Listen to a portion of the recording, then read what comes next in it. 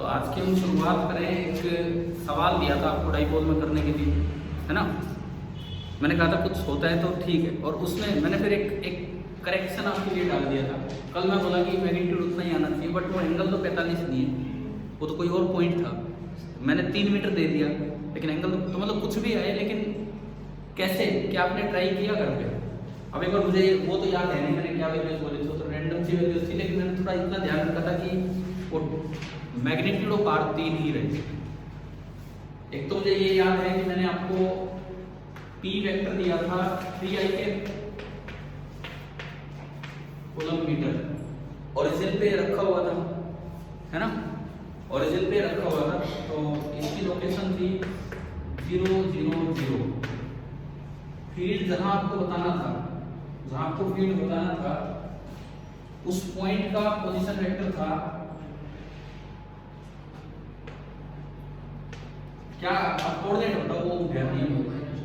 1 2 -2 1 metre 2 metre -2 metre, यानी कि आपका जो आर वेक्टर बना आई कैप प्लस 2 जे कैप माइनस 2 के कैप। ये तो पता नहीं कहाँ गया, इस एक्स वाई प्लेन में नहीं, कहीं बाहर गया ये पॉइंट, आगे पीछे जैसे भी। आप ये बताओ कि कैसे किसी बच्चे ने ट्राई किया है? मैंने आपके लिए फिर वो क्वेश्चन टाइप करके डाल दिया था, ध्यान है क्या? ग्रुप पे देखा आपने? नहीं, देखते नहीं हो कभी वो ग्रुप, उस पर देखते यूँ तो देख लिया करो भाई, क्लास कभी आज शिफ्ट हो गई हो, कैंसिल होगी, कुछ तो देखा करो। कितने बच्चों ने वो सवाल देखा उस पर कि हाँ एक क्वेश्चन आया था कि भाई हमें कर लेना चाहिए 4 ऑप्शन के साथ, वही लास्ट सवाल मैंने फिर आपके लिए बना के डाल दिया था। ठीक है, चलो जिन्होंने देखा उन्होंने तो कोशिश की होगी, या बस देखा यही बहुत है, बोल देख लिया मैंने, इतना ही बहुत है, देख लिया। अरे तो यार मैंने क्यों दिया था काम? इसलिए दिया था कि आप एक बार इतने फॉर्मूले जानने के बाद, ई परपेंडिकुलर, ई पैरेलल, ई जनरल, ई एक्सिस, ई इक्वेटोरियल, फिर भी कोशिश तो करो कि ये हो पा रहा है कि नहीं हो पा रहा है। किसी से हुआ नहीं? सुनो तो अब सुन लीजिए, ऐसा कोई भी 3D में चला जाएगा कहीं और आपको आई कैप जे कैप के कैप में आंसर चाहिए, तो इसके लिए हमारा ब्रह्मास्त्र क्या है? वो ब्रह्मास्त्र तो हम वैसे बोल रहे हैं, उसको कहते हैं कोऑर्डिनेट फ्री फॉर्म। और ये फॉर्म आप याद रखिए, लास्ट के हमारे कोई कुछ काम ना आ रहा हो तो भाई डाइपोल में हम ये यूज करते हैं, coordinate free form. E vector at any point whose position vector is r vector with respect to the short dipole is equal to k by r cube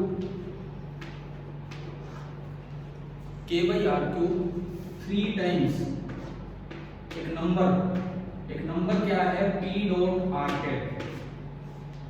3 एक नंबर है, ये एक नंबर है, डॉट प्रोडक्ट एक number है, इन दोनों numbers के product को r cap से सिंपली मल्टीप्लाई कर दो, ना डॉट ना क्रॉस, नंबर मल्टीप्लाई करना है, और उसमें से घटा दो आप वेक्टर।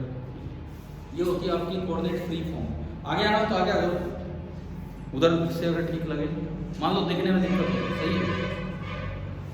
ये आपकी होती है coordinate free form where k is 1/4 pi epsilon.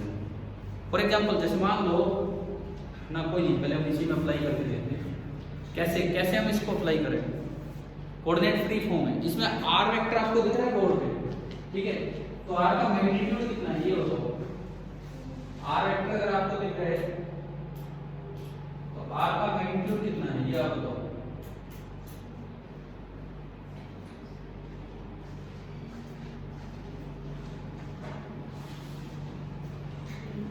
अरे भाई इसका मैग्नीट्यूड 3 है, कल भी बताया मैंने। इसका जो मैग्नीट्यूड है मोड ऑफ r, वो आपका 3 मीटर आ जाएगा, √1 का स्क्वायर, 2 का स्क्वायर, 2 का स्क्वायर, 3 मीटर आ गया। ये आ गया तो मेरे पास r कैप भी आ गया, ये आ गया तो मेरे पास r कैप भी आ गया। r कैप क्या होगा? Vector r divided by mode of r, मतलब 3 से डिवाइड कर दो, तो r कैप आपका आया 1/3 times i cap plus 2 J cap minus 2 J cap. समझ आ गया? ठीक है, अब देखो हमने वो बहुत से फॉर्मूले प्रूव कर दिए, एक लास्ट हथियार हम बस यूज करेंगे वहां जहां हमारे कुछ काम नहीं आ रहे। और आई कैप जे कैप के कैप का आंसर चाहिए। आपने आर वेक्टर लिख दिया डाइपोल से उस फील्ड पॉइंट का पोजीशन वेक्टर, आपने पी वेक्टर पहले लिख रखा है 3 आई कैप। अब आप इस फॉर्मूले को यूज करना देखिए कि कैसे यूज करते हैं। सबसे पहले तो ये नंबर निकालो, number P dot are cap, ये जस्ट एक नंबर आएगा। पी डॉट आर कैप कैसे निकालूं मैं? तो पी वेक्टर क्या है आपका 3 आई कैप प्लस 0 जे कैप प्लस 0 के कैप। आर कैप ये है 1/3 आई कैप प्लस 2/3 जे कैप माइनस 2/3 के कैप। डॉट प्रोडक्ट जब करते हैं तो आई को आई से मल्टीप्लाई करते हैं, जे को जे से और के को के से, याद है ना सभी को। तो इसमें आई कैप के साथ क्या है 3 और इसमें आई कैप के साथ क्या है 1/3, और तो कुछ है ही नहीं आगे 0 0 में।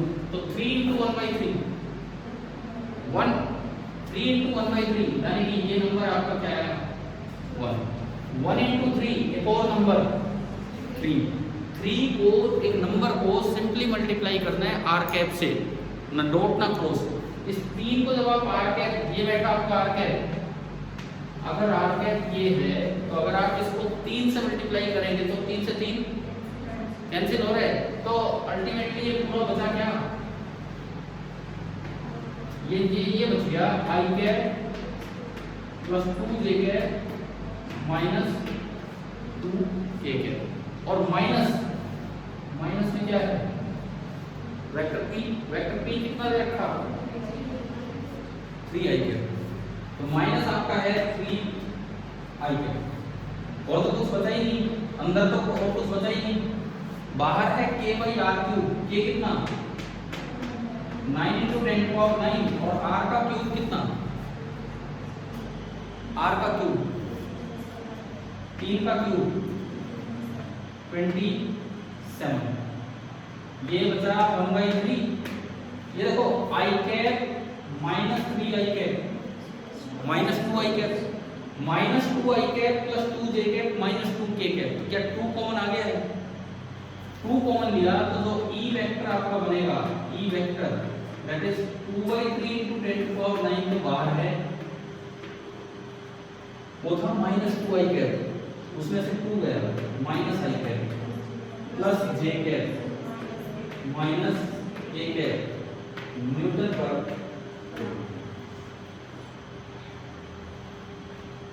ये आपका लास्ट हथियार था इसमें डाइपोल का फील्ड निकालना। कोई कुछ ना हो तो ये तो लगेगा ही। 100 डाइपोल के लिए हम सारे फॉर्मूले याद करें, समझ आया? हम इसको प्रूव नहीं करेंगे, हम इसको वेरीफाई जरूर करेंगे इक्वेटोरियल के लिए या एक्सिस के लिए कहीं भी अभी करते हैं, लेकिन आप पहले अपने सॉल्यूशन में कोऑर्डिनेट फ्री फॉर्म लिख के और इसको कर दीजिए।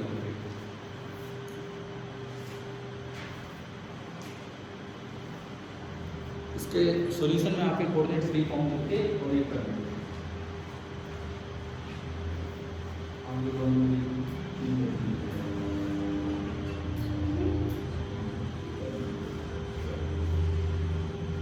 आप कल क्यों नहीं कर सकते?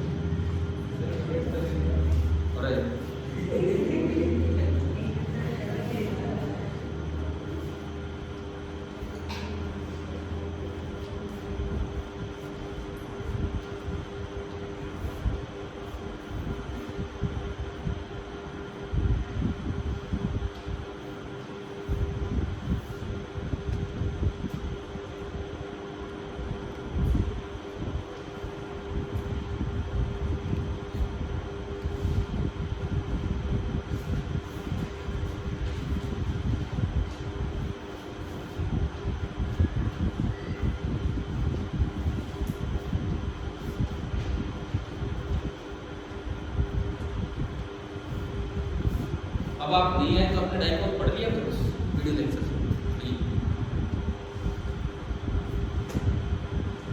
ये जो वीडियो लेक्चर चलते हैं लगा लो आपके लिए चलते हैं, और तो कोई है ही नहीं जो इनको देखता हो।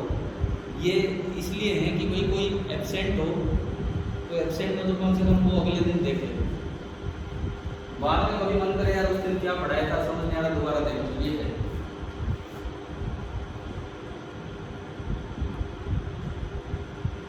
साक्षी, ये बताओ मुझे ई परपेंडिकुलर का क्या फॉर्मूला निकला था?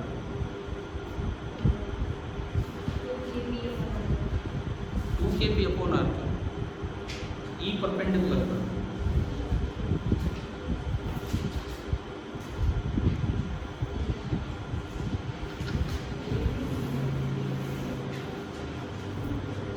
ये तो नहीं होना चाहिए ना, मतलब जैसे कल किया तो बिल्कुल दिमाग में रहे, कभी तो चीज़ें होंगी नहीं, तो हो ही नहीं सकता कुछ।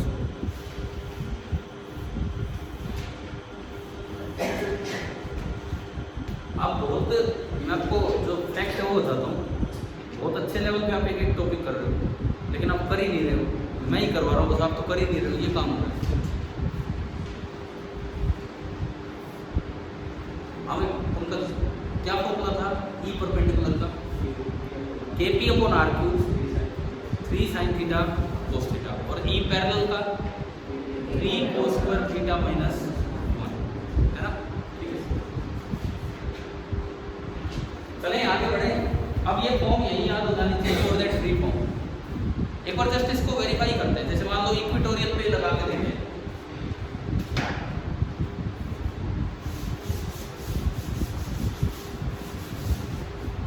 मैं इन सबको हटा देता हूँ। इस कोऑर्डिनेट फ्री फॉर्म का हम एक बार वेरिफिकेशन करते हैं अपनी तरफ से।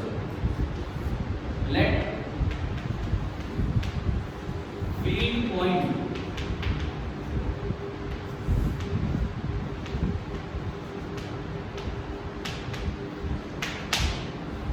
Field point is at equatorial. Field point मान लिया हमने कि कहाँ है, इक्वेटोरियल पे। अगर फील्ड पॉइंट इक्वेटोरियल पे होगा तो जो P है और जो R है उनके बीच का एंगल कितना होगा, 90 degree. It means P vector is perpendicular to R cap, हम कह सकते हैं। समझ आ रहा है ना, इक्वेटोरियल पे अगर गए तो P वेक्टर R के परपेंडिकुलर होगा, और अगर P और R परपेंडिकुलर होंगे तो इनका डॉट प्रोडक्ट कितना होगा भाई, परपेंडिकुलर का डॉट प्रोडक्ट cos 90 डिग्री कितना होता है, 0। अब आओ आप इधर, ये हो गया 0, ये पूरी चीज खत्म, क्या बचा माइनस पी मल्टीप्लाई होगा तो ई कितना आया, माइनस के पी अपॉन, क्या इक्वेटोरियल पे यही था हमारा फॉर्मूला। अब वो भी याद है, इक्वेटोरियल पे क्या था ना, एक्सिस पे 2kp upon r cube, equatorial पे माइनस kp अपॉन r। तो बताओ भाई समझ आ गया कि नहीं, डाइपोल दुनिया भर की फॉर्म आ गई हमारे पास। लास्ट तो हमेशा ही लग जाएगा शॉर्ट डाइपोल के लिए, ठीक है। मतलब आप 3D में कहीं पहुंचा रहे, आपको x y z कुछ दे रखा है, वहां भी फील्ड निकालना पड़ जाए तो इससे जाओ आई कैप जे कैप में आएगा, के कैप में, और फिर उसका मैग्नीट्यूड चाहिए तो स्क्वायर करके अंडर रूट कर लो। अब जिन्होंने वो क्वेश्चन नहीं देखा ना, आज घर जाके व्हाट्सएप ग्रुप पे देख लेना, मैंने कल यही जो सवाल दिया था आपको टाइप करके डाल दिया था कि क्या है क्या नहीं। हो गया वेरिफिकेशन, लिख लिया, उम्मीद समझ आ रहा है।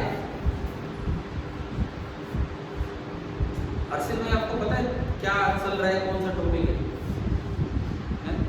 तो आपने बीच का ऐसा लेक्चर मिस किया और सीधी ब्रह्मास्त्र पे पहुंच गए, बीच के स्तर लिए ही नहीं।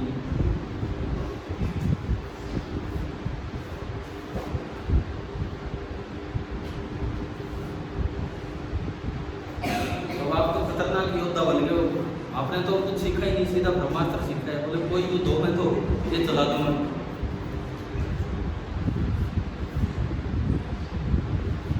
चलते हैं आगे बढ़ते हैं, बिठाओ नहीं इसे।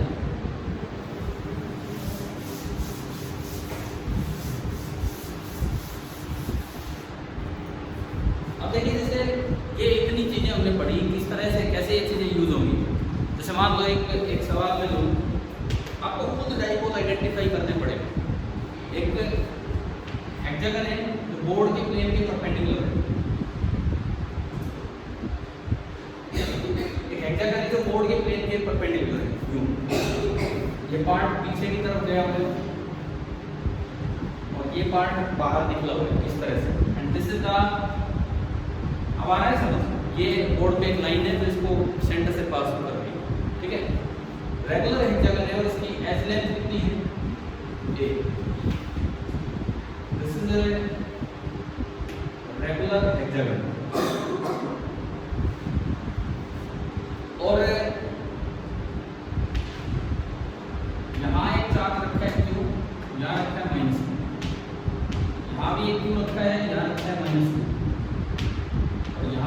ये रखा है, यहाँ रखा है -2, ये मैंने 6 अरेंजमेंट दे दिया, ठीक है। इसके सेंटर से आर राइट ऊपर एक पॉइंट लिया जहां पे चार्ज रखा हुआ है कैपिटल Q, ये, और आपको ये दिया गया है कि ये R बहुत बड़ा है इस A से, ये R बहुत बड़ा है इस A से, find magnitude of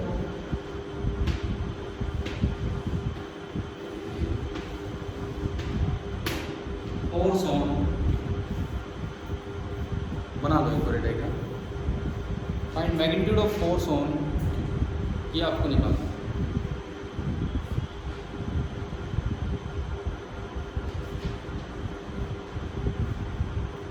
hexagon board के परपेंडिकुलर है और वो जो लाइन बनाई है वो बोर्ड के ऊपर बनाई है।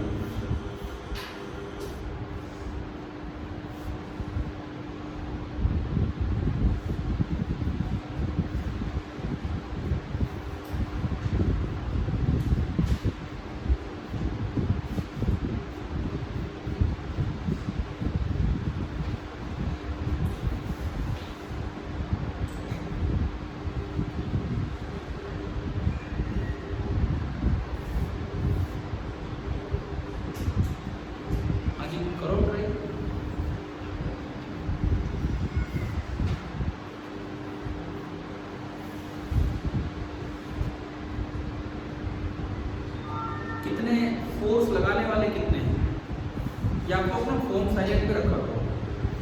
मेरे में एक भी फोन नहीं आ सकता, आपकी क्लास चलती है क्योंकि मैं तो फ्लाइट मोड में कर देता हूँ, ठीक है। तो इसीलिए आप लोग एटलीस्ट साइलेंट पे रखा कीजिए, जो फ़ोन वगैरह हैं, या कोई अलार्म साथ लेके आता है कि कौन वही 6 बज जाए मुझे पता लग जाए, आधा टाइम हो जाए मुझे पता लग जाए, तो इस तरह का।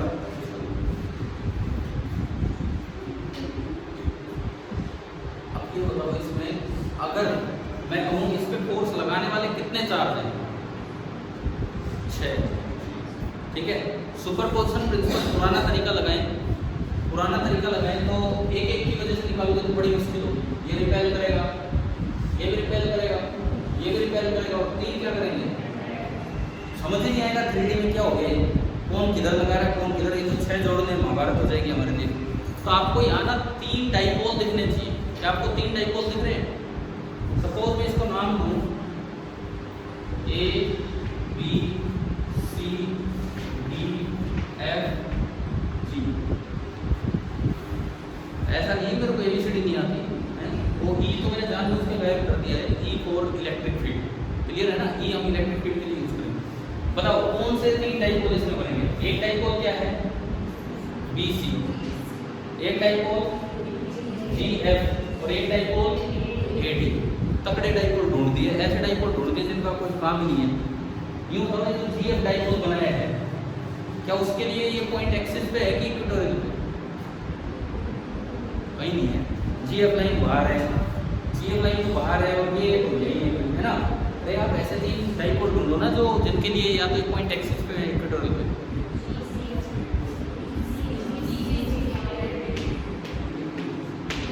सॉल्यूशन देखो, अब सुनो आइडेंटिफाई कैसे करना है। एक डाइपोल आपको नजर आना चाहिए DA, क्या आपको DA एक डाइपोल नजर आ रहा है? और ये उसके इक्वेटोरियल पे। एक डाइपोल आपको नजर आना चाहिए FB,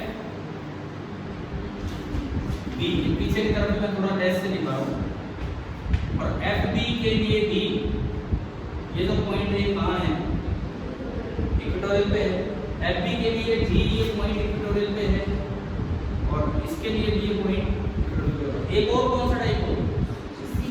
CG।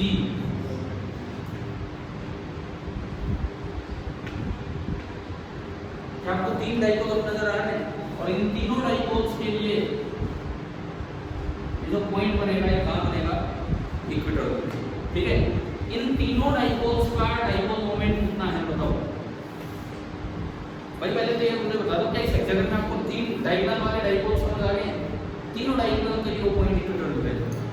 डायगोनल की लंबाई कितनी होती है रेगुलर हेक्सागन की? रेगुलर हेक्सागन के अंदर आपको पता होगा ये सारे आइसोसेल्स इक्विलेटरल ट्रायंगल होते हैं, पता है ना ये हमें। तो अंदर वाली सारी लंबाई ए तो एक डायगोनल की लंबाई 2a बन गई और 4 है q माइनस q यानी कि p ईच आपका बनेगा q इनटू 2a। समझ आया कि नहीं आया बताओ? तीनों p लिखने आ गए। पहला p सीधा है तो उसकी वजह से अच्छा ये शॉर्ट है, ये सवाल में दे रखा है कि यार बहुत ही बड़ा है, तो हम लोग अपना फॉर्मूला लगा सकते हैं। इक्वेटर पे क्या फॉर्मूला होता है? माइनस के पी अपॉन आर क्यू, वो माइनस तो डायरेक्शन के लिए। तो जो पहला है एडी वाला जो ई बनेगा ई ड्यू टू एडी पीछे होगा क्योंकि आगे कितना होगा के पी सबका सेम अपॉन ये दूरी कितनी आर क्यू है ना। ये जो CG डाइपोल है CG, इसका E किधर बनेगा? पीछे अंदर की तरफ, समझ गए हो? ये बाहर आ रहा है तो उसका P का जो E बनेगा वो अंदर की तरफ। This is E CG same कितना AP अपॉन R2। और जो FB डाइपोल है उसका P किधर बनेगा? FB अंदर जा रहा है तो उसका P इसका E बाहर आएगा तो एक आपका E ये बनेगा बाहर की तरफ। This is E due to FB और ये B कितना होगा? AP upon R2। अब देखो हॉरिजॉन्टल प्लेन में तीन बने हैं, हॉरिजॉन्टल प्लेन में एक सीधा, एक अंदर, एक बाहर, समझ गए हो? ट्रायंगल कितने होंगे इनके बीच के? ये हॉरिजॉन्टल से एंगल जो बनेंगे, ये हॉरिजॉन्टल से एंगल जो बनेंगे कितने होंगे बताओ? ये वाले एंगल देखो तो ये होते हैं, ये कितने होते हैं? ये एंगल भाई ये एंगल कितना होता है? 60 डिग्री। ये एंगल भी कितना होता है? इन्हीं के तो पैरेलल ऊपर लाइन जा रही है, इसका मतलब ये एंगल भी 60 डिग्री और ये एंगल भी 60 डिग्री। तीन इक्वल मैग्नीट्यूड के वेक्टर हैं जिनमें दो के बीच का एंगल 60 और 60 मतलब 120। तो पहले उन बाहर वाले दो का रिजल्टेंट बाइसेक्ट करते हुए आएगा, ये जो बाहर वाले दो इनका रिजल्टेंट बाइसेक्ट करते हुए आएगा और कितना होगा? 2 टाइम्स एक का magnitude Kp by R cube into cos of आधा एंगल, पूरा एंगल है 120 डिग्री, 120 का आधा 60, कोस 60 कितना होता है? 1/2, 2 टाइम्स इंटू समथिंग इंटू 1/2, 2 से 2 कटा, यानी कि इन दोनों का रिजल्टेंट भी इधर ही आएगा बीच में, तो कितना आएगा? Kp बाई आर क्यूब और एक Kp बाई आर क्यूब पहले से तो जो नेट फील्ड आया वो इधर आया, नेट फील्ड मेरा इधर आया E नेट और कितना आया बोलोगे अगर समझ आया तो 2K which is 1/4 P by R cube. तो मैं ये मेरा आंसर हो गया। अगर मैं ढंग से आंसर लिखूं तो E नेट आपका बना 2 times K 1/4 by epsilon P है Q into 2A और डिवाइडेड बाई R क्यूब।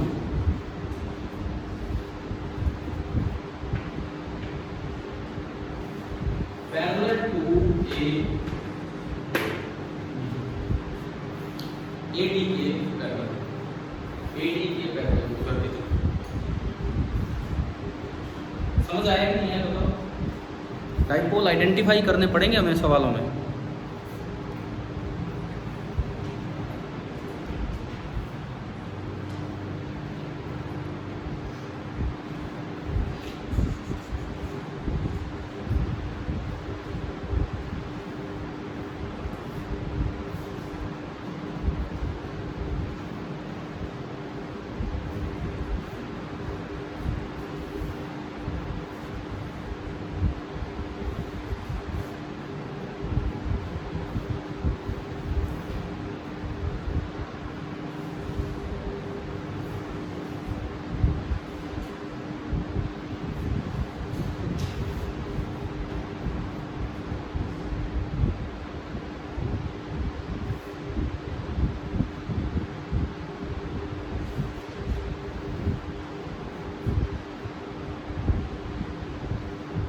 अब अगर आप तीन डाइपोल ऐसे आइडेंटिफाई कर देते बार बार तो उनका कोई फायदा ही नहीं होता, ना वो पॉइंट एक्सिस पे है ना इक्वेटर।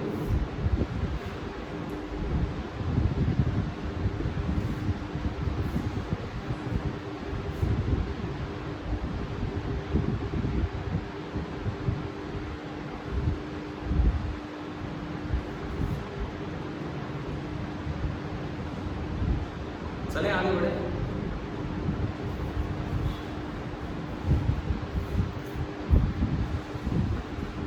हो गया।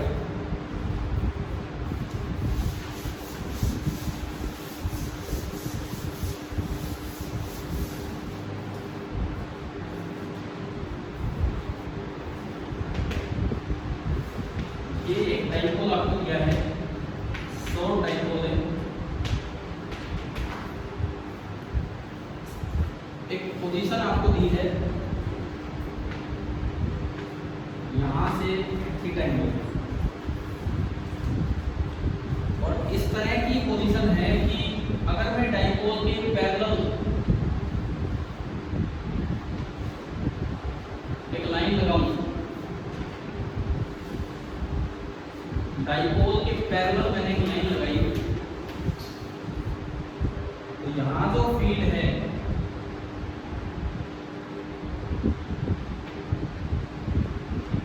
वो बिल्कुल ऐसे ई इस तरफ, तो थीटा इज इक्वल टू, चार ऑप्शन मैं इसमें लिखता हूं। पहला ऑप्शन cos इनवर्स ऑफ 1/√2, दूसरा ऑप्शन sin इनवर्स ऑफ 1/√3, तीसरा option tan inverse of √2 and चौथा ऑप्शन नन ऑफ दिस।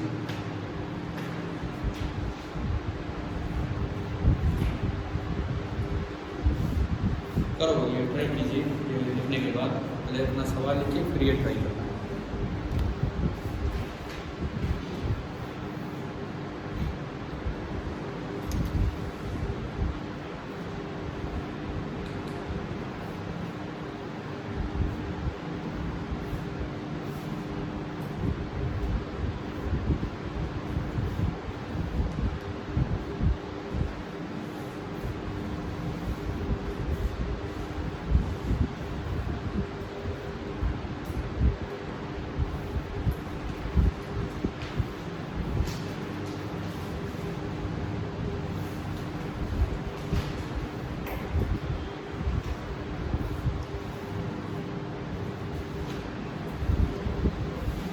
क्या कॉन्सेप्ट दिमाग में आ है, क्या लगाने वाले हो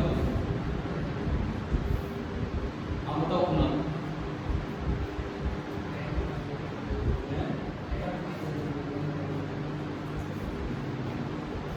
हम अगर उस तरह सोचे कि हमने ई के दो कंपोनेंट पढ़े थे, ई परपेंडिकुलर और ई, अगर ये ई बिल्कुल ऐसे है तो ई पैरेलल कितना हो गया, अगर ये ई बिल्कुल ऐसे है तो ई पैरेलल कितना हो गया भाई। ई ऐसे होता तो कुछ ई पैरेलल होता, कुछ ई परपेंडिकुलर होता, अगर ई ही ऐसे दिखा रखा है तो ई पैरेलल कितना हो गया, 0।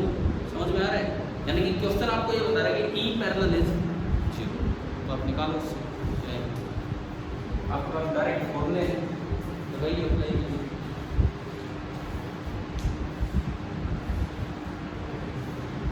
देखो फॉर्मूले देखने के लिए पीछे जाना पड़ता है,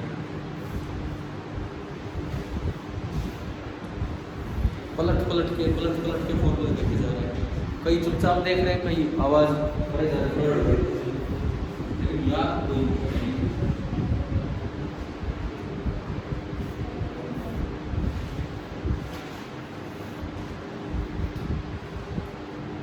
अच्छा क्या फॉर्मूला था, ई परपेंडिकुलर 0 होना चाहिए, सॉल्यूशन हमारा ये, सॉरी ई परपेंडिकुलर नहीं,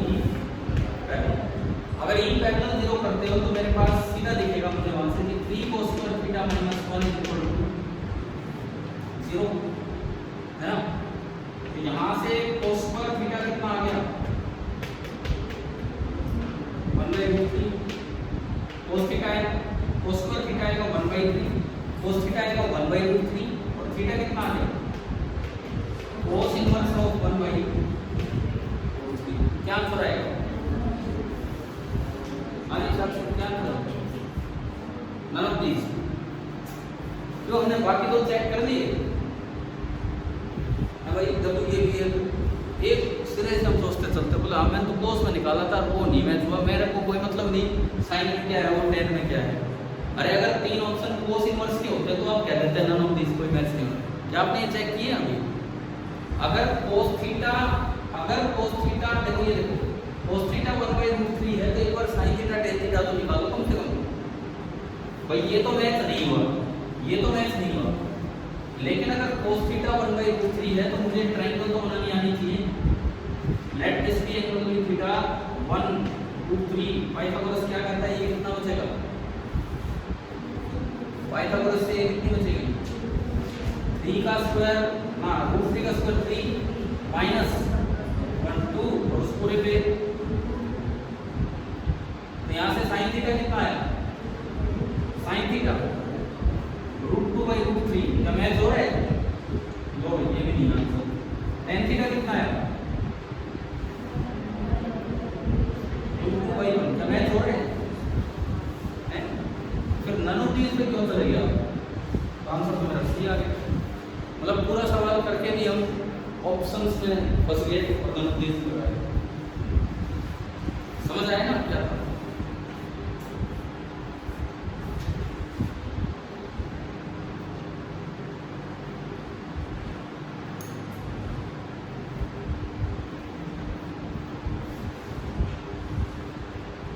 दूसरा तरीका इसी को देखने का, इसी को करने का दूसरा तरीका, ये तो हमने डायरेक्ट देखा कि पैरेलल जो है उससे बन गया, आगे थोड़ा सा मैथमेटिक्स। दूसरा तरीका चलो, आपने कभी ये पढ़ा था कि भाई इस लाइन के साथ ये जो ई आया करता है ये किस एंगल पे आया करता है? पाई एंगल से। और हमने पढ़ रखा है कि tan पाई क्या होता है? कौन गिर गया? tan पाई क्या होता है? हाफ हो tan थीटा। tan पाई होता है हाफ ऑफ tan थीटा, पढ़ रखा है नहीं हमने? अगर ये e बिल्कुल सीधा ऐसे है, देखो ये थीटा, ये भी थीटा, ये हम कर रहे हैं अल्टरनेटिव वे, सेकंड मेथड इसको करने का। तो क्या मैं थीटा प्लस पाई को पाई/2 लिख सकता हूँ? क्या थीटा प्लस पाई/2 है कि नहीं? है? बताओ है कि नहीं? थीटा प्लस पाई, क्योंकि ये सीधा ही है, पाई/2 है, तो मैं पाई को पाई/2 माइनस थीटा लिख सकता हूँ।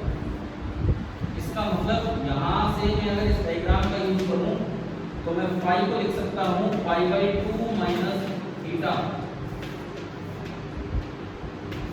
Half of tan theta. ठीक है, tan पाई/2 माइनस थीटा क्या होता है पता है ना? ये सबको tan 90 minus theta cos theta, cos theta is equal to half of tan theta. इस cos थीटा को नीचे ले जाओ तो 2 बराबर tan theta upon cos theta. अब अपॉन cos थीटा ऊपर जाके tan थीटा बनेगा तो tan स्क्वायर थीटा हो गया, और tan स्क्वायर थीटा 2 आ गया। यहाँ से मेरा tan स्क्वायर थीटा 2 आ गया, तो tan थीटा कितना आ गया? √2। tan थीटा √2, तो इट मींस ये आपका आंसर। आप इधर से भी जा सकते थे, आप इधर से भी जा सकते थे। ऑप्शन नहीं पता tan में है cos में है, उधर से जाए बच्चा तो वो बस n वाला देख लेता है। ये तो मैंने ना इस सवाल में tan वाला ऑप्शन सही दे दिया। एक तरीका ये भी है, tan का बिगाड़ दो, cos का सही दे दो, जो उधर से आएगा वो नन ऑफ दिस लिख कर जाते हैं। समझ रहे हो ना दोनों मेथड? तो अपने ये चेक कर सकते हैं बेटा।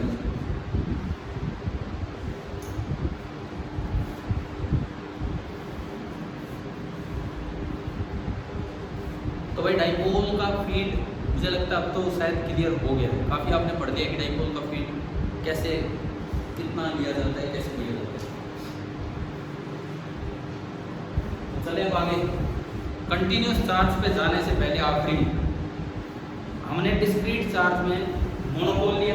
मोनोपोल मतलब single charge, group of charge लिए, फिर उसमें क्या लिया? डाइपोल।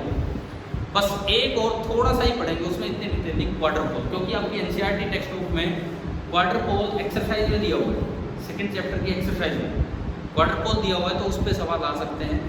मतलब उसी टाइप का, ज़्यादा मैं हार्ड उसको नहीं कर रहा हूँ। तो नेक्स्ट हेडिंग आप डालना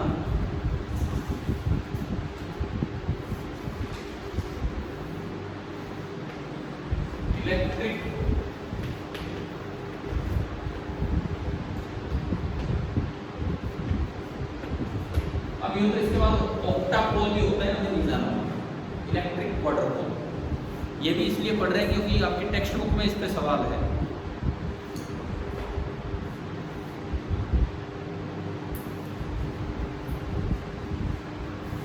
कम से कम हमें अपनी एनसीईआरटी टेक्स्ट बुक का तो सारा काम करके जाना चाहिए।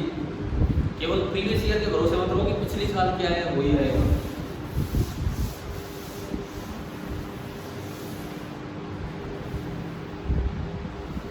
देखो इलेक्ट्रिक क्वाड्रपोल का क्या मतलब है।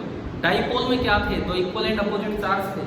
क्वाड्रपोल में क्या होते हैं, दो इक्वल एंड अपोजिट डाइपोल। लिख लो, it is an arrangement of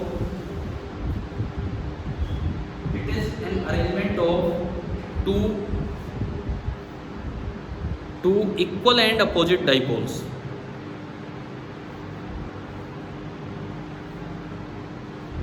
two equal and opposite dipoles कैसे, देखिए एक डाइपोल ये है और एक डाइपोल ये है,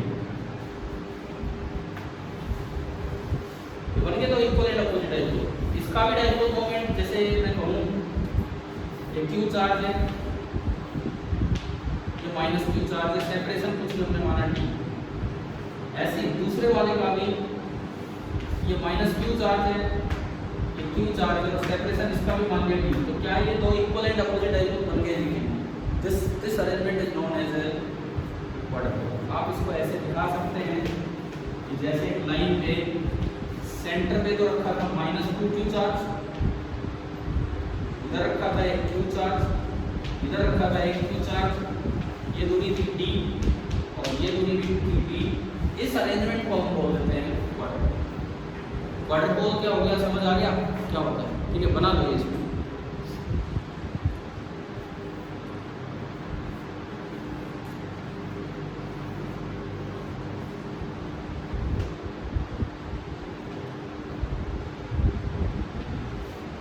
यहाँ पे एक क्वांटिटी जिसका केवल मैग्नीट्यूड होता है क्वाड्रपोल मोमेंट, सिंबल उसका कैपिटल क्यू होता है। जैसे डाइपोल मोमेंट का V होता है, क्वाड्रपोल मोमेंट सिंबल होता है कैपिटल क्यू। कितना पॉजिटिव चार्ज है या कितना नेगेटिव चार्ज है सिस्टम में। भाई डाइपोल मोमेंट क्या होता था, कितना पॉजिटिव या नेगेटिव चार्ज है विदाउट साइन ले लो इनटू डिस्टेंस। कितना पॉजिटिव या नेगेटिव चार्ज है 2q, 2q को मल्टीप्लाई कर दो एक डाइपोल की डिस्टेंस के स्क्वायर से। ये होता है क्वाड्रपोल मोमेंट। 2q को आप मल्टीप्लाई कर दो एक डाइपोल की डिस्टेंस के स्क्वायर से। ठीक है, हम इसकी बहुत भारी डिटेल में नहीं जाने वाले हैं। क्वाड्रपोल आपके सामने एक बार इंट्रोड्यूस करवा दिया है क्या होता है। ठीक है, आ सकता है ये, क्योंकि मैंने कहा आपकी बुक में पोटेंशियल निकलवा रखा है क्वाड्रपोल का, तो पोटेंशियल निकल रखा है तो फील्ड इंटेंसिटी भी निकल सकता है। ठीक है, अब इसमें देखो, अगर आप इस क्वाड्रपोल से किसी r डिस्टेंस दूर जाते हैं एक्सिस पे, क्वाड्रपोल से किसी r डिस्टेंस दूर जा रहे हैं आप एक्सिस पे, तो जो E बनेगा, E ऑन द एक्सिस,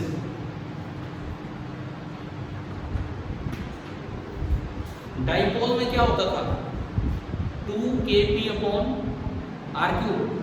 2 की जगह यहाँ कर दो 3, k की जगह k, t की जगह डाइपोल मोमेंट था, यहाँ कौन सा मोमेंट है, क्वाड्रपोल मोमेंट। चार्ज नहीं, क्वाड्रपोल मोमेंट है, और वहाँ r क्यूब था और यहाँ r की पावर। देखो सिंगल पॉइंट चार्ज आया तो नीचे r स्क्वायर था। मोनोपोल का फील्ड इनवर्सली प्रोपोर्शनल होता है किसके, r स्क्वायर के। डाइपोल का r क्यूब के, क्वाड्रपोल का r पावर। सीक्वेंस बनी। ऑक्टापोल आना ही नहीं है तो मैं क्यों बताऊं, फिर भी चलो बता देता हूं। ऑक्टापोल का होगा r की पावर 5। ठीक है, ये मल्टीपोल एक्सपेंशन है। सिंगल पोल मतलब एक सिंगल चार्ज r स्क्वायर पे डिपेंड करेगा ये, डाइपोल r क्यूब पे, क्वाड्रपोल r⁴, ऑक्टापोल r⁵, और आगे नहीं पड़ेगा, है ना। ऑक्टापोल में नहीं है ना, ज्यादा से ज्यादा लास्ट किया, लेकिन ऐसा नहीं इसको ऐसे छोड़ देंगे। ये तब है जब r काफी बड़ा है किससे,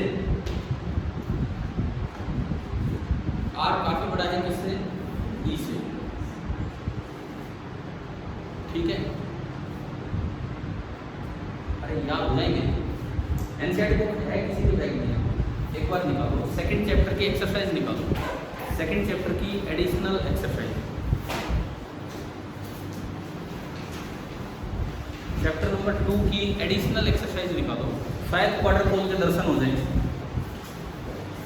चैप्टर नंबर 2 की एडिशनल एक्सरसाइज,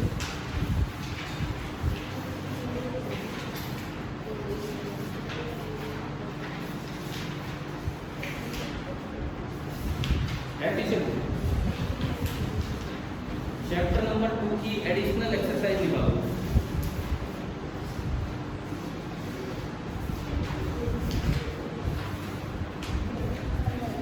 क्वार्टर पोल की साइज देखो, क्वेश्चन नंबर 22 है, पेज नंबर 89 89, आपकी बुक में पेज नंबर 89 पे और क्वेश्चन नंबर 22 पे क्वार्टर पोल के दर्शन कर सकते हैं, दिख रहा है क्या है क्वार्टर पोल, क्या ऐसा ही है नहीं, लेकिन उन्होंने वहां क्या पूछा है, उस सवाल में अगर आप पढ़ के देखोगे तो शायद उन्होंने पोटेंशियल पूछा है, पोटेंशियल, ये कंडीशन दे रखी होगी, वो डी बोला है, ये बोला है कि R by D R by A बहुत बड़ा है, एक से कंडीशन दे रखी है।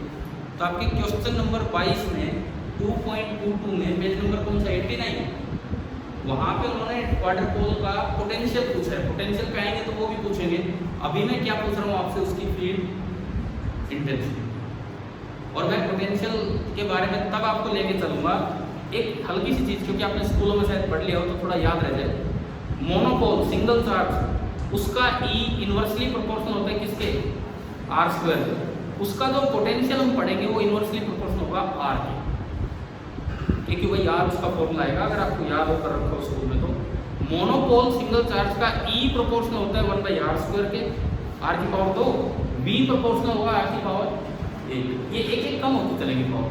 डाइपोल बढ़ो आगे, डाइपोल का E प्रोपोर्शनल होता है आर की पावर 3, तो B प्रोपोर्शनल होगा आर की पावर 2, नीचे नीचे। क्वार्टर पोल E प्रोपोर्शनल है आर की पावर 4 के, तो जो B मिलेगा वो किसके प्रोपोर्शनल बनेगा, आर क्यूब के। कई बार क्या होता है, जैसे सवाल आ गया, आप यार क्यों इतना इतना सोल्व करो, उसने ऑप्शन ही ऐसे दिए हैं आर स्क्वायर आर क्यूब, तो डायरेक्ट हो जाएंगे कि याद हो जाएंगे, तब है नहीं बात, समझ आ रहा है, ठीक है। अब बात आती है कि इसको प्रूव कैसे करें, ये E at the axis directly equal form R square, और कहीं नहीं जा रहे हम ट्यूटोरियल या कहीं नहीं, खाली एक्सिस एक्सिस पे रहेंगे, क्वार्टर पोल और डिटेल में नहीं जाने की जरूरत। इसके बाद डाल दीजिए प्रूफ,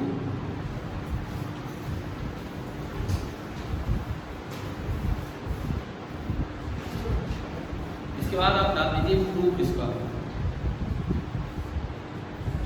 डाल इसको।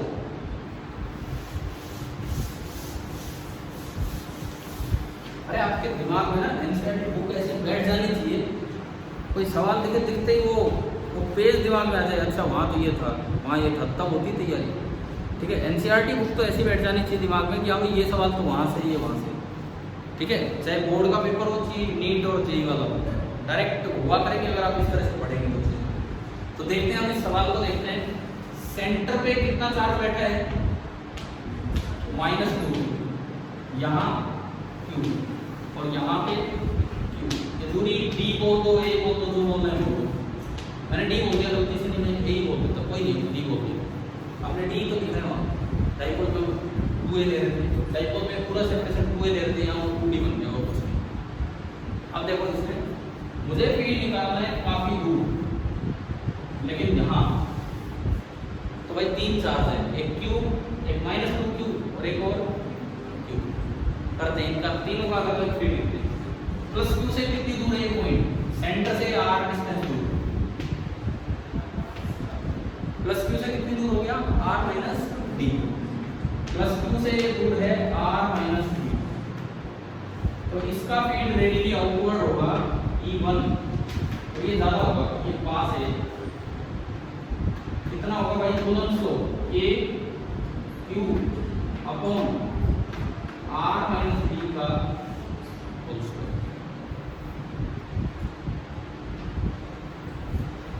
आपने जब क्वार्टर पोल टॉपिक का नाम लिखा है ना, उसके बगल में जरूर डालो एनसीईआरटी पेज नंबर 89 क्वेश्चन 2.2, नहीं तो आपको लगेगा कि अब फालतू का टॉपिक है, क्यों तो हम पढ़े, और कम से कम लिख लोगे तो बुक खोलने का भी मन करेगा, भाई वहाँ पे इस पे कुछ दिया हुआ है, NCERT page number 89 question 2.2 exactly वो क्वेश्चन दिए, वहाँ पोटेंशियल पूछा, यहाँ फील्ड निकाला, तो वहाँ से बनाया गया।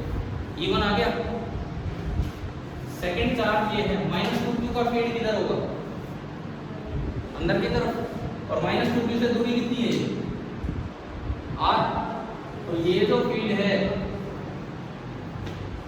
ये जो फील्ड है E2 कितना होगा बताओ, k आगे 2q, विदाउट साइन लिखना है 2q और अपॉन r²। और तीसरा एक और रह गया, प्लस q से दूरी कितनी है, r+a या r+t, और वो पॉजिटिव चार्ज है, तो इसका फील्ड रेडियली आउटवर्ड होगा, कम जरूर होगा लेकिन आउटवर्ड होगा। E3 k × q upon r+b का होल स्क्वायर। आया ना समझ? तो अगर आप ई नेट निकालते हैं, ई नेट, तो दिख रहा है दो फील्ड उधर है, तो बड़े मिलेंगे, इसका डिनोमिनेटर भी बहुत छोटा है, तो ये बड़े मिलेंगे, तो इन दोनों को जोड़ के तीसरा घटाओ, तो ई नेट आपका बनेगा E1 प्लस E3, और उसमें से क्या घटा दें,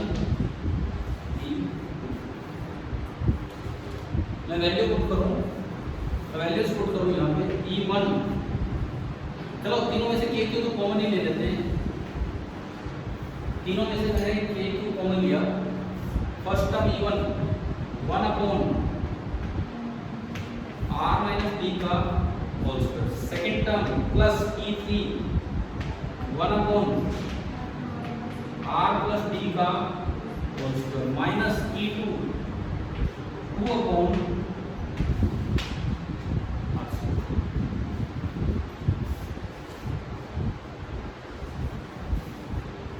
ठीक है भाई, समझ आ रहा है? अब इसको कैसे सिंप्लीफाई, क्यों ना हम एक बार इन दो को थोड़ा सा आगे बढ़ाएं, बहुत भी ज्यादा कॉम्प्लिकेटेड ना करें। तो देखो इन दोनों का एलसीएम आ रहा है a - d a+d, तो r² - d² और उसका भी स्क्वायर। अच्छा ये ऊपर आएगा r+d का होल स्क्वायर और प्लस r - d का होल स्क्वायर, कितना बनेगा 2 टाइम्स r² प्लस यही बनना है। कैसे, अरे ये पूरा ऊपर आएगा प्लस ये पूरा यहाँ आएगा, ये खुलेगा r² + d² + 2rd, ये खुलेगा r² + d² - 2rd, 2rd से 2rd घटेगा तो r² दो बार और d² दो बार बन गया, और माइनस एक और टर्म क्या है 2 r²।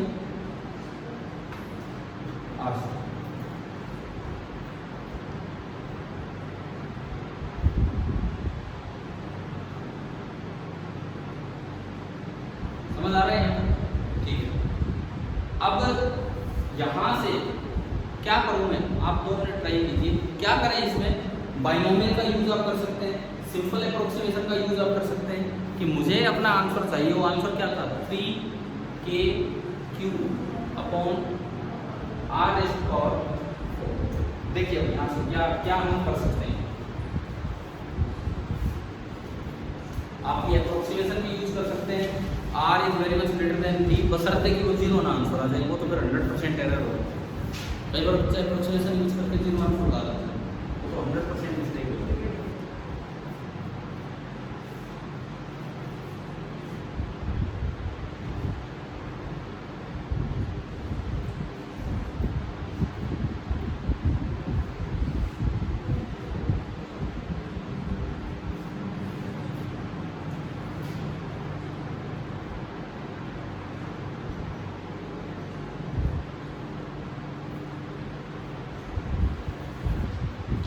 स्टेप और इसको आगे बढ़ा के दिखा देता हूँ। आपने एलसीएम पहले उन दो का दिया, थोड़ा आसान बनाने के लिए मैंने उसको दिया था, इसको मल्टीप्लाई किया तो एलसीएम आया r² - d² का होल स्क्वायर, तो इसके साथ तो r² मल्टीप्लाई होगा, तो 2r² × r² + d² और माइनस 2 टाइम्स r² - d² का क्या एलसीएम समझ आ गया कैसे किया? 3 इकट्ठे ना लेके फिर आपको प्रोडक्ट दिखते, मैंने पहले 2 का ले लिया फिर अगले 2 का ले लिया। देखो अप्रोक्सीमेशन आप किसी स्टेप पे लगा सकते हो बशर्ते कि आंसर 0 ना आए। आपने कहीं छोटी सी चीज को इग्नोर कर दिया, एक बार मेरी बात सुनो, कोई आंसर आना था 0.1, आप इग्नोर करके 0 ले आए तो आपने 100% गलती कर दी। 0.1 को 0 लिखना मतलब कितना इग्नोर कर दिया आपने? 0.1, और आना भी कितना था? 0.1, 100% ही इग्नोर कर दिया, 100% एरर। तो आप कहीं इग्नोर करके देखो, जैसे कोई बार बच्चे यही कर देते हैं तो 0 आंसर आता रहता है, तो ऑप्शन ऐसे में 0 भी मिल जाएगा। अब बढ़ाओ इसको थोड़ा सा आगे, ये बना 2 तो कॉमन ले दो ना इन दोनों में से, 2 बाहर कॉमन लिया, यहाँ लिख देते हैं, बीच में स्टेप बना रहे हैं, 2 आपने बाहर कॉमन लिया तो 2k3, ठीक है। नीचे r² into r² minus d² का होल स्क्वायर, ऊपर एक तो r⁴, एक r² d² माइनस r² ना r² का होल स्क्वायर, तो गया r² का whole square, a minus b को मैं बोल रहा हूँ a माइनस b का होल स्क्वायर, a का स्क्वायर प्लस b का स्क्वायर माइनस 2ab, a का स्क्वायर r⁴ प्लस लेकिन बाहर माइनस हो गया d⁴ और माइनस माइनस प्लस हो जाएगा 2 टाइम्स r² इंटू d²। अब देखो r⁴ से r⁴ क्या हो गया? कैंसिल आउट हो गया, r² d² और 2r² d² कितना बना? 3r² d²। इधर जगह बना दो अगर आपने नोट कर लिया, अगर आपने नोट कर लिया नहीं वाला पार्ट,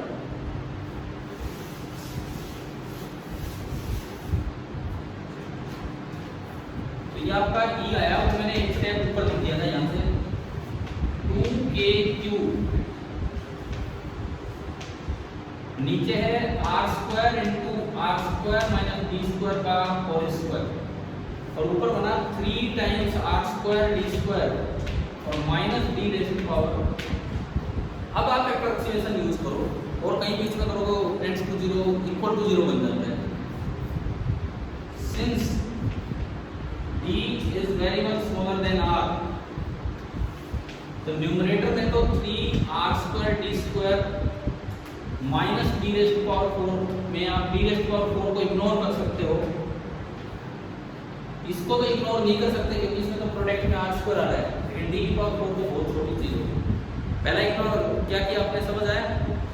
एंड डिनोमिनेटर में r² माइनस d² की पावर 4 स्क्वायर को, इस d² को इग्नोर करके मैं लिख सकता हूँ r² का स्क्वायर, यानी कि r⁴। क्या क्या इग्नोर किया समझ आ गया? ठीक है, इनको यूज करो इसमें, तो e कितना बना? 2k3, ये कितना हो गया?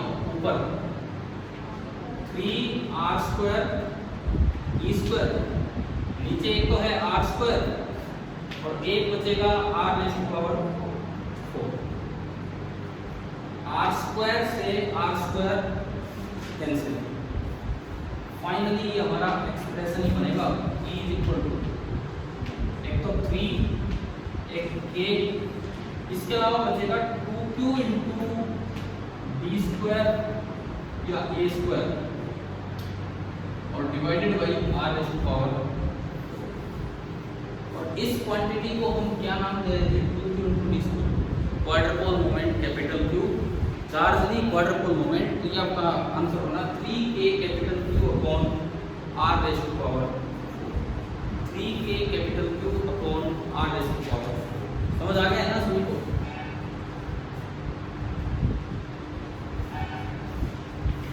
This is 3k capital Q upon r⁴।